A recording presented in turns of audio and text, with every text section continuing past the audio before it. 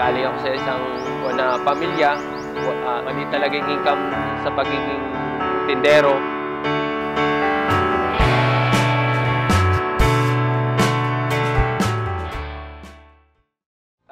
Una sa umaga, pagtitinda ng yelo yan, and then pasok sa eskwela.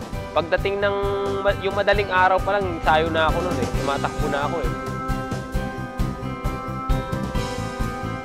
Mali ako sa 21K, nanalo ako.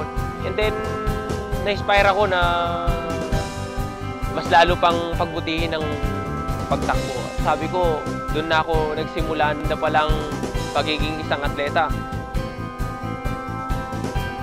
Hindi ko nang na-in-expect ko ngayon, narating ko yung ganito.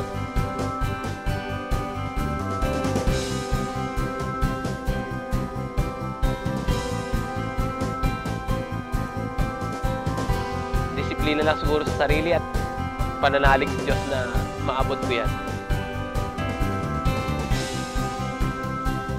Motto ko sarili ko, pag sinimulan ko na hanggang hindi ako nagsasucess, hindi ko siya talaga tinitigilan eh. Love ko ang pagtakbo eh.